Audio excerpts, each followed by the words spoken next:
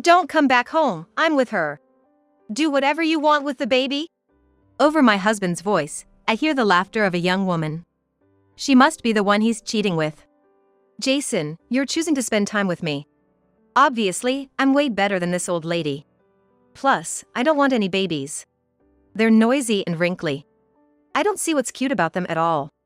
The audacity of this woman, insulting not just me but my baby too. I'm trembling with rage. Trying to keep calm, I respond, okay, thinking they are done for.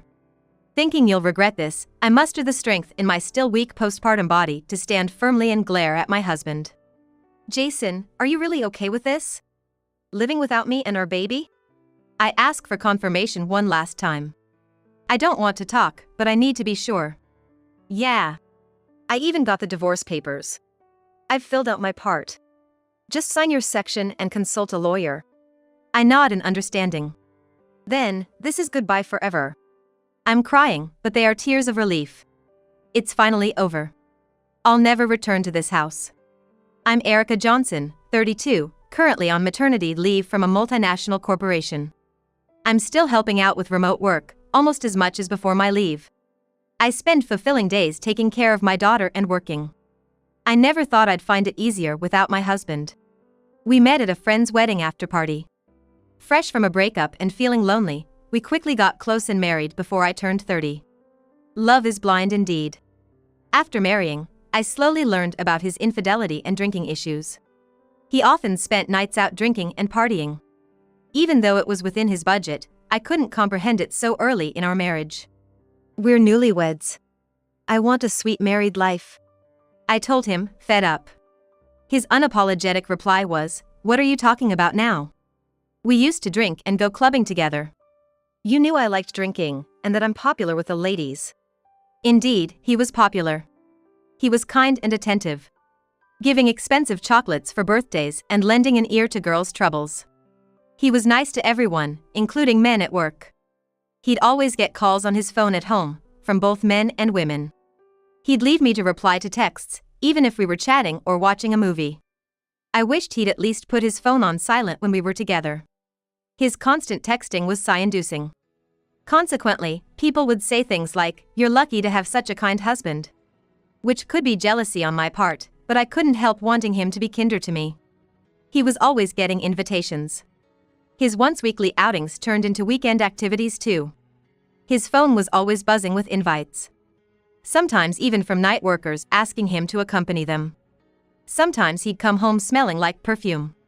I confronted him angrily, but he brushed it off, saying, "The girls at the bar got too close. There's nothing more to it." No matter how much I asked him to stop, he never did, and I eventually gave up. When he was home, he'd help with chores and be nice to me, balancing out my frustration with his philandering. Then I found out I was pregnant. I wanted to enjoy our time as a couple a bit longer, but the thought of having a baby was exciting. When I told him, he responded, "Really? Are you sure it's mine? Not that you cheated, but it's hard to believe."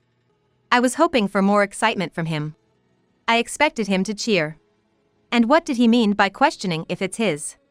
I've only been commuting between work and home, never even having meals with male colleagues. Jason, aren't you happy? I didn't expect to get pregnant so soon, but I'm thrilled at the thought of our baby. I asked, worried. No, it's just a slip of the tongue. Of course, I'm happy. You're honest, Erica, I know you wouldn't mess around with other guys. He seemed to be hastily covering up his words. It even sounded like he was mocking me for not dating other men.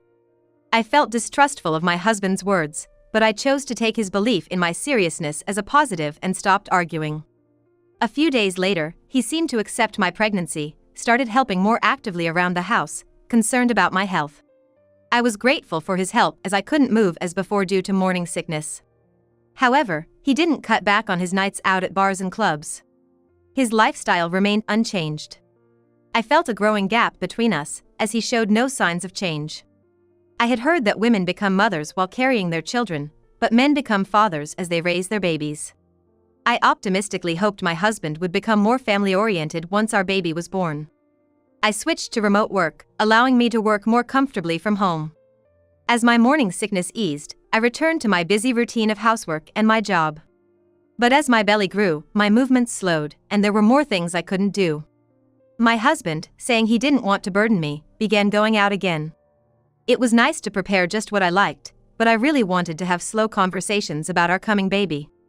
I didn't want to argue like we did early in our marriage, so I turned a blind eye to the women's perfume and messages on social media. Perhaps I was fooling myself into thinking it was just harmless fun.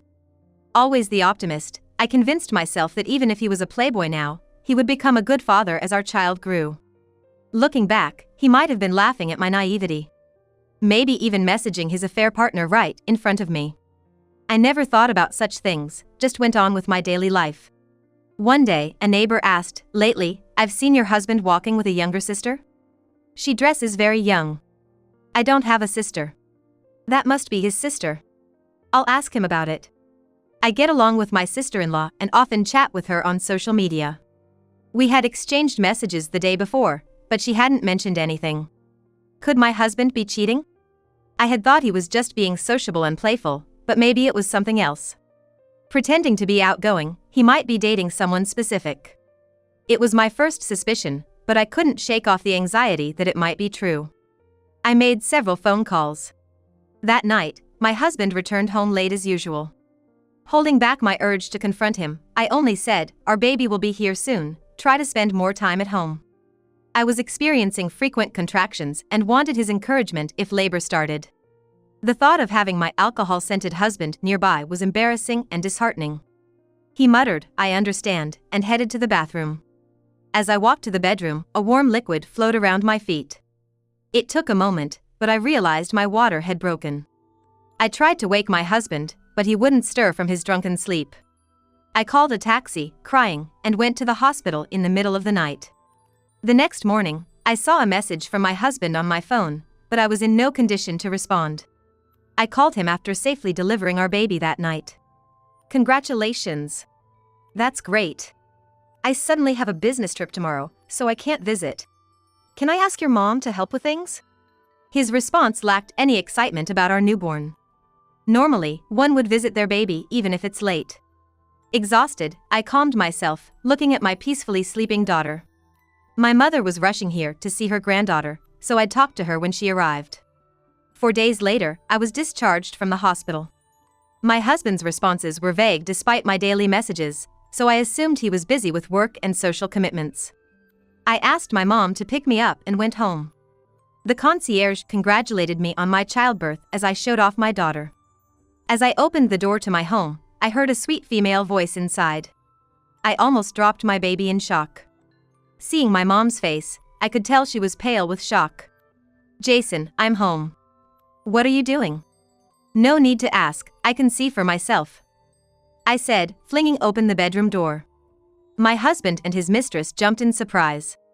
Anticipating trouble, my mom stayed at the entrance, holding my baby. "Why are you back? Aren't you supposed to be discharged tomorrow?" My husband retorted, trying to deflect and getting angry. "I messaged and called you several times. You must have been too busy enjoying yourself with your phone off." I thought back to the day the neighbor mentioned seeing him, never imagining it would come to catching them in the act. I felt nauseous. His cold voice cut through.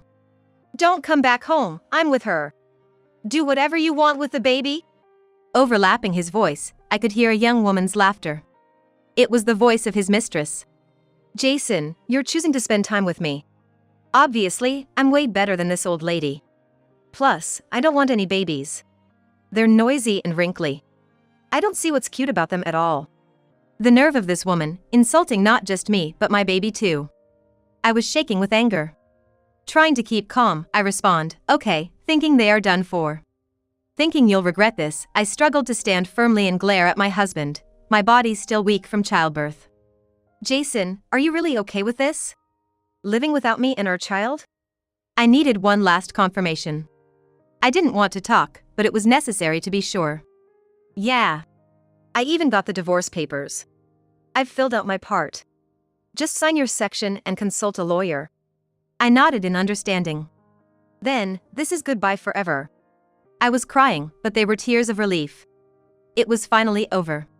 I would never return to this house. After that, I stayed with my mom. She said, "It's like coming home for the birth, don't worry about it," so I could rely on her without feeling guilty. I had no financial worries.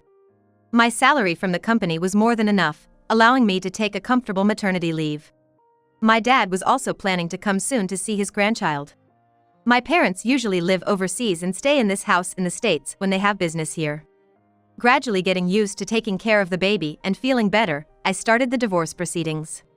I had already been preparing, moving my belongings out bit by bit before giving birth. The lawyer assured me they would handle everything so that it wouldn't be disadvantageous to me. Just when I was about to contact him, I received a call from my husband. "Hey, what's this about? I was told to get out of this house." He sounded panicked. "Well, that makes sense. That place belongs to my company. If I'm not living there, you have to move out. I work for a multinational real estate company. So they let me rent an available property at a low cost." "I didn't know that. They showed me around, and we chose this place. I never thought it was your company's." Indeed, we had looked at several apartments with a real estate agent. He hadn't realized it was my company's property. I should have been clearer. It's our property, so they rented it to us cheaply. Normally, the rent would be at least $4,000 a month. I could hear him gasping on the phone. "What? $4,000? You're kidding!" He sounded incredulous. "It's true. They gave me a deal because it's me, including utilities for $3,000. But of course, they've stopped deducting it from my salary." His girlfriend's voice could be heard in the background, confused. She probably thought he was paying for the apartment and everything else. She never imagined her current lifestyle was unsustainable without me. "Wait a minute. If I pay that much rent, I'll barely have half my salary left." He was slowly realizing his situation. "By the way, I've been storing your leftover stuff. Pay me for storage. Let's start with $10,000. If you don't get it soon, there'll be interest. I'll start counting until all the stuff is out of this place." I was dismayed to realize how cunning my husband was. I had moved all my and the baby's clothes and essentials here, but not all the furniture. "I'll be there right away. Just wait," I said, hanging up the phone. I quickly told my mom about the conversation and decided to return to my former home. Of course, she would come with me. I contacted the lawyer and a few other places before leaving my mom's house. About half an hour later, we arrived at our former home. My husband, looking grumpy, showed up. "You're back. Come in quickly." My mom and I entered the house together. The inside was a mess. I'm not very meticulous, but I had tidied up the house, anticipating bringing the baby home. Now, it was unrecognizable, with beer cans, plastic bottles, empty meal boxes, and trash bags overflowing from the garbage can. Despite having a dishwasher, dirty dishes were piled high in the sink. "It's tough without you. Won't you come back?" Jason started. "But you told me not to come back, Jason." I glared at him. Then the lawyer and the movers arrived. "Thank you for coming. Movers, please take most of the appliances." Most of the appliances were originally bought by me. My husband had only old stuff from his student days, so I replaced them gradually. "What do you mean? How am I supposed to live?" My husband exclaimed, shocked by the movers covering and preparing to take the items. "Hey, what are you doing? How are we supposed to live?" His mistress emerged from the back of the house, yawning and looking around sleepily.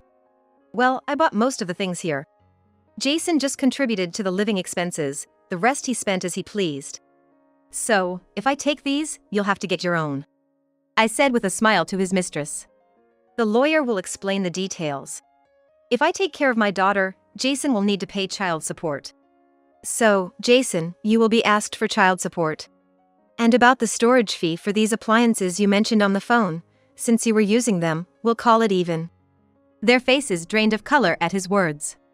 "Also, the rent and utilities payments for this house have stopped, so you'll soon receive an eviction notice. The water, electricity, and gas will be cut off as well. You're moving out, so you'll have to pay for that." They were shocked to realize Jason had to pay child support and about $10,000 for rent and utilities, blaming each other for the payment. I had hired a private investigator as soon as I began suspecting my husband of cheating. Reflecting on it, that was the most difficult time, especially being pregnant.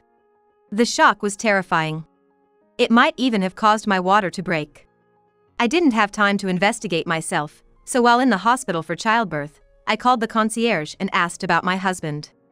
Reluctantly, they revealed they had seen him returning with other women several times. I also obtained security camera footage through my company, showing the two of them getting cozy in the elevator. Plus, the investigator provided photos of them entering a hotel. I made sure they couldn't escape.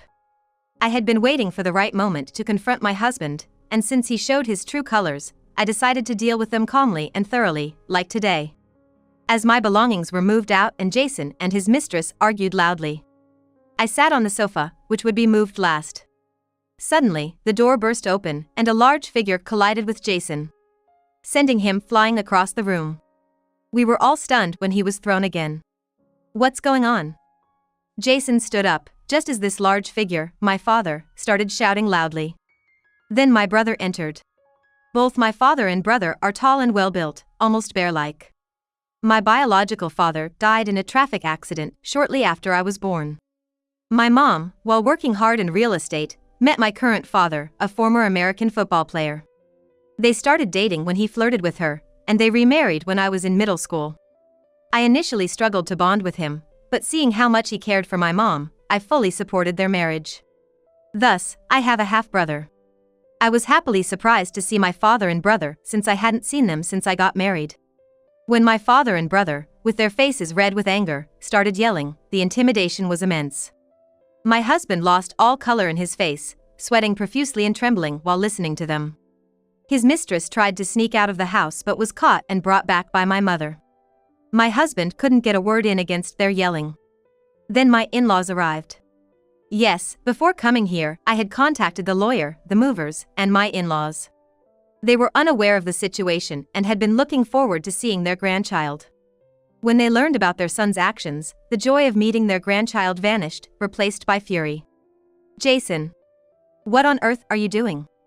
We've been eagerly waiting to see our grandchild, and you're living here with your mistress. My father-in-law was beyond disappointed, at a loss for words. He apologized to me, dragging his son. My mother-in-law nearly fainted. With a triumphant look, I said, Jason, it's enough. I have my daughter and lots of hope. I can look forward to life. Just make sure to pay child support. You can keep living in this house if you can afford the rent. When I confirmed my husband's affair, I was emotionally devastated, but what doesn't kill you makes you stronger, right? I realized I had to protect this child and show her only the beautiful things in life, trying to forget my anger and hatred. So, I said my piece and watched as my father and brother punished him, deciding to let go of the past. Sensing my mood, my father and brother hugged me, and we left the apartment together with my mother and baby. Later, my husband, of course, moved out of the apartment. He's living in a more modest place now. When his mistress heard he was moving out of the luxury apartment, she dumped him. It seemed she was only after a handsome guy living in a high-end place. When he asked her to believe in him and move to the apartment, she said, when the money goes, so do I, and left him. If he lives in a nice apartment and buys her various things, she'll be with him, but if he doesn't, she doesn't want him. It was a typical if it's not beneficial, it's disposable attitude. Her parents sent an apology letter. But I never received a direct apology from her. It made me think how cunning she can be. As for my husband, his life at work changed drastically. No one invites him out, and he has no women to confide in. Even if invited, he can't afford to go out due to his debt for child support. He had his fun. Now it's time for him to work hard. I could have continued living with my mother, but my father invited me to overseas, and I decided to accept. I can work remotely, and it'll be great for my daughter to grow up in nature. She'll learn a different culture and have many diverse experiences. As I refresh at my father's house, I'm contemplating my future. Excited for new encounters, I'm heading to the park with my daughter today.